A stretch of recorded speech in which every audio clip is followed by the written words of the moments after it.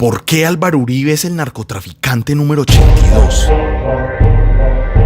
Este es un tema más delicado de lo que parece. Muchas personas se refieren al expresidente como el delincuente número 82 o el criminal número 82, pero no tienen plena conciencia del origen contextual al que este calificativo obedece. Escuche con atención. Muchas élites y esferas de poder colombianas quieren que usted ignore esta información. Ellos quieren sepultar el debate.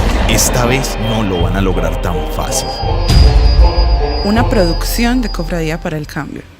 Había una vez, por allá en 1991, una agencia de inteligencia de las fuerzas militares de Estados Unidos llamada Defense Intelligence Agency. En realidad hacía las veces de una agencia de espionaje extranjero, pero bueno, eufemísticamente se le puede llamar a secas agencia de inteligencia. Esta organización llevó a cabo una investigación en donde agrupó datos de otras agencias de inteligencia para crear una famosa lista de 104 personas que contenían nombres de evidente y alta peligrosidad, que estaban relacionados, vinculados, que trabajaban, se favorecían o favorecían directa o indirectamente a los cárteles de narcotráfico de la época, en especial el cártel de Medellín. La DIA hace esta labor porque aún hoy tiene como misión principal hacer inteligencia sobre las capacidades e intenciones militares extranjeras, además de identificar y neutralizar amenazas planteadas por inteligencia extranjera hostil y grupos terroristas. Pero para entender mejor, rebobinemos un poquito.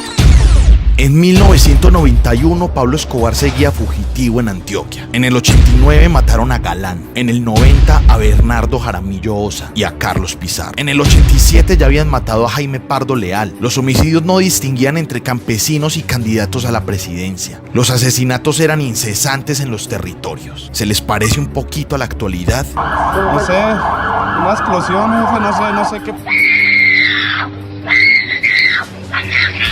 Entre el periodo de 1986 y 1990 fueron asesinados 4 candidatos a la presidencia de Colombia, una de las más ensangrentadas campañas políticas de nuestra historia. El gobierno de Virgilio Barco dejó un saldo de 13.635 víctimas, nada más por causas relacionadas con el conflicto social y político del país. La presidencia de Gaviria del 90 al 94 fue peor. Dejó una vergüenza de 14.856 muertes violentas relacionadas con el conflicto social y político. El partido de la UP fue exterminado.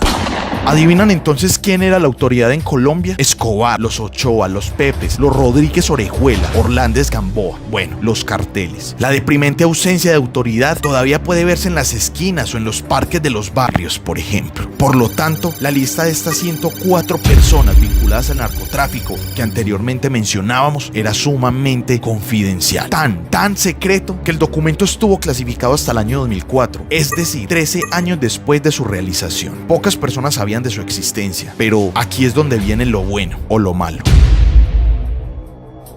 Para cuando desclasificaron estos documentos, más del 80% de las personas allá anotadas ya habían terminado en prisión o habían sido dadas de baja por precisamente los nexos con el narcotráfico que la investigación señalaba. La DIA no contaba con que el señalado número 82, después de 13 años, era el único hombre que figuraba como presidente de un país fuertemente permeado por el narcotráfico. ¿Ya se imaginan quién es el personaje número 82 de la lista? Nada más y nada menos que Álvaro Uribe. La situación se torna preocupante si tenemos en cuenta que en el listado también figuran narcotraficantes de talla mundial como Pablo Escobar, quien es el número 79. Está John Jairo Velázquez alias Popeye, quien es el número 1. También hay personas como Manuel Noriega en el número 66. Hay decenas de sicarios del cártel de Cali de Medellín y así 104 personas, siendo Uribe el número 82. El inicio del informe sentencia lo siguiente. Este reporte ofrece información sobre los narcotraficantes colombianos más importantes, contratados por los cárteles para seguridad, transporte, distribución, cobro y ejecución de operaciones de narcóticos, tanto en Estados Unidos como en Colombia. El documento dice textualmente que Uribe estaba dedicado a colaborar y que trabajaba para y con el cártel de Medellín a altos niveles gubernamentales. Dice que fue amigo de Pablo Escobar y participó en su campaña política. La investigación afirma además que Uribe fue vinculado a negocios que están conectados con actividades de narcotráfico en Estados Unidos. El documento dice también que su padre fue asesinado por sus relaciones con los narcotraficantes.